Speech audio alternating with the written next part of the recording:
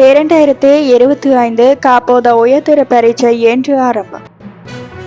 பாலியல் கல்வி குறித்து விளக்கிய பிரதமர். போதைப்பொருளுடன் சிக்கிய பிள்ளையானின் மொழிபெயர்ப்பாளர் தடுப்பு காவலில்.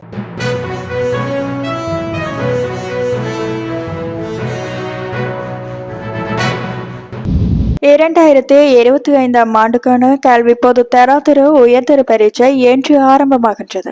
இந்த பரீட்சை எதிர்வரும் டிசம்பர் மாதம் 5ஆம் தேதி வரை நாடு முழுவதிலும் உள்ள 2362 பரீட்சை நிலையங்களில் நடைபெற உள்ளது. இந்த முறை பரீட்சைக்கு 3,40,525 பரீட்சார்த்திகள் தகுதி பெற்றுள்ளனர். இவர்களில் 2,46,521 பாடசாலை பரீட்சார்த்திகளும் 94,004 தனிப்பட்ட பரீட்சார்த்திகளும் அடங்குவர். பரீட்சை ஆரம்பிப்பதற்கு 1 மணி நேரத்துக்கு முன்னதாகவே அனைத்து பரீட்சார்த்திகளும் பரீட்சை நிலையங்களுக்கு வர வேண்டும் என்று பரீட்சைகள் ஆணையாளர் நாயகம் மேந்திகா குமாரி தெரிவித்துள்ளார். இதேவேளை பரீட்சைக்கு தோற்றும் மாணவர்களுக்காக விசேட பேருந்து சேவை அமல்படுத்தப்பட்டுள்ளதாக தேசிய போக்குவரத்து ஆணைக்குழுவின் தலைவர் PA சந்திரபால தெரிவித்துள்ளார். அத்துடன் பரீட்சை நடைபெறும் காலப்பகுதியில் அனர்த்தங்கள் காரணமாக ஏற்படக்கூடிய தடைகளை தவிர்ப்பதற்காக அனர்த்த முகாமைத்துவ மத்திய நிலையம் விசேட வேலை திட்டம் ஒன்றை அமல்படுத்தியுள்ளதாக அந்த நிலையத்தின் பணிப்பாளர் நாயகம் ஓய்வு பெற்ற மேஜர் ஜெனரல் சம்பத் கோட்டுவேகோட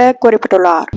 பாலியல் துஷ்பிரயோகம் மற்றும் துன்புறுத்தல்களை தவிர்க்க பிள்ளைகளுக்கு வயதுக்கேற்ற பாலியல் கல்வி முறையை அறிமுகப்படுத்த வேண்டும் என பிரதமர் கலாநிதி ஹரணி அமரசூரிய தெரிவித்துள்ளார். பிரதமர் கலாநிதி ஹரணி அமரசூரியவின் தலைமையில் புதிய கல்வி சீர்திருத்தங்கள் குறித்து கண்டி மாவட்ட மக்கள் பிரதிநிதிகளுக்கு அறிவுறுத்தும் நிகழ்ச்சி இடம்பெற்றது. இந்த நிகழ்வில் கலந்து கொண்டு உரையாற்றிய போதே அவர் இதனை குறிப்பிட்டார். இது தொடர்பான திட்டங்களை தயாரிப்பதற்கு நிபுணர்களின் பரிந்துரைகள் மற்றும் ஆலோசனைகளை பெற்று நடவடிக்கை எடுக்கப்படும் என்றும் அவர் இதன் போது தெரிவித்தார். அவர் அங்கு மேலும் தெரிவிக்கையில், 6ஆம் தரத்துக்காக வயதுக்கேற்ற வகையில் ஒரு புத்தகத்தை நாங்கள் தயாரித்துள்ளோம். பாலியல் கல்வி வழங்கப்பட வேண்டும் என்று சுகாதார அமைச்சு, குறிப்பாக குடும்ப நல சுகாதார பிரிவு தொடர்ந்து வலியுறுத்தி வருகின்றது. நம் நாட்டில் பாலியல் துஷ்பிரயோகம் மற்றும் துன்புறுத்தல்களுக்கு பிள்ளைகள் உள்ளாகும் போக்கு அதிகரித்து வருவதனால் இதிலிருந்து பாதுகாக்க பிள்ளைகளுக்கு எது பற்றி கற்பிக்க வேண்டும் என்று குடும்ப நல சுகாதார பிரிவு மற்றும் சுகாதார அமைச்சு தொடர்ந்து எங்களிடம் தெரிவித்து வருகின்றது.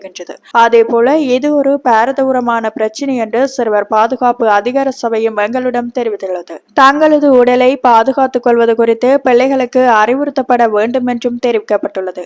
இது குறித்து அந்தந்த அமைச்சுகள் மற்றும் அதிகார சபைகளுடன் நாங்கள் கலந்துரையாடி வருகின்றோம். அவர்களின் பரிந்துரைகள் வழங்கப்பட்டு வருகின்றது. எந்த வயதில் எவ்வாறு எப்போது இதை அறிமுகப்படுத்துவது என்று இன்னும் முடிவு செய்யப்படவில்லை. இந்த கலந்துரையாடல்களின்படி பிள்ளைகளுக்கு தங்களை பாதுகாத்துக் கொள்ள வேண்டிய விதம் மற்றும் தங்களது உடலில் ஏற்படும் மாற்றங்கள் குறித்து வயதுக்கேற்ற வகையில் சரியான கல்வி கிடைக்க வேண்டும் என்று நாங்கள் கருதுகின்றோம். இந்த விடயங்களை நாங்கள் சுகாதாரத்துறையின் நிபுணர்களின் ஆலோசனையின்படியே செய்வோம் என்று ஹரணி அமரசூரிய தெரிவித்திருந்தமை குறிப்பிடத்தக்கது.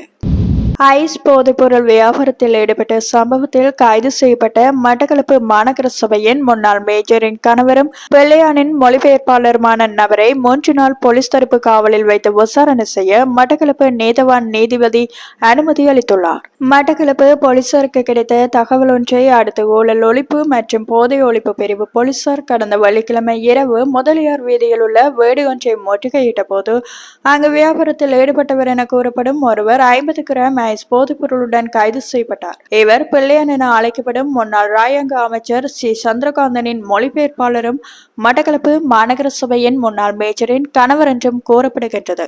இதனைத் தொடர்ந்து முதலியார் வீதியில் உள்ள வீடு ஒன்றில் தச்சு வேலையில் ஈடுபட்டுக் கொண்டிருந்த கூலாவடி பகுதியைச் சேர்ந்த ஒருவர் 250 மில்லிகிராம் ஐஸ் போதைப்பொருளுடன் கைதானார். இருவரும் நேற்று முன்தினம் சனிக்கிழமை மட்டக்களப்பு நீதவான் நீதிமன்றத்தில் ஆயர்படுத்தப்பட்ட போது கைது செய்யப்பட்ட வியாபாரியான பிள்ளையானின் மொழிபெயர்ப்பாளரை எதிர்வரும் செவ்வாய்க்கிழமை வரை போலீஸ் தடுப்பு காவலில் வைத்து விசாரணை செய்ய நீதவான் அனுமதித்தார். 250 மில்லிகிராம் ஐஸ் போதைப்பொருளுடன் கைது செய்யப்பட்ட தச்சு தொழிலாளியை பிணையில் விடுவித்து நீதவான் உத்தரவு பிறப்பித்திருந்தமை குறிப்பிடத்தக்கது.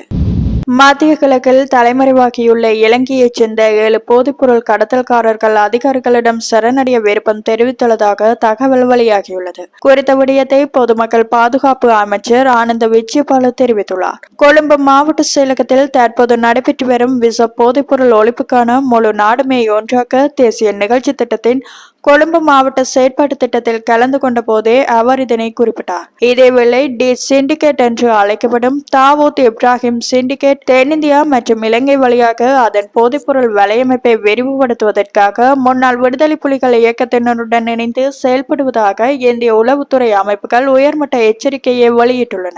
இந்த நிலையில் தாவூத் இப்ராஹிம் சிண்டிகேட்டுக்கும் தமிழீழ விடுதலை புலிகளின் முன்னாள் உறுப்பினர்களுக்கும் இடையில் ஒரு புதிய கூட்டணி உருவாக்கியுள்ளதாக வெளியான செய்தி தொடர்பாக தனக்கு எதுவும் தெரியாது என பொது பாதுகாப்பு அமைச்சர் ஆனந்த விஜயபால கருத்து தெரிவித்தார். போதைப்பொருள் கடத்தலை எதிர்த்து போராட அரசாங்கம் ஏற்கனவே ஒரு பெரிய திட்டத்தை தொடங்கியுள்ளது என்றும் பொது பாதுகாப்பு அமைச்சர் தெரிவித்திருந்தமை குறிப்பிடத்தக்கது.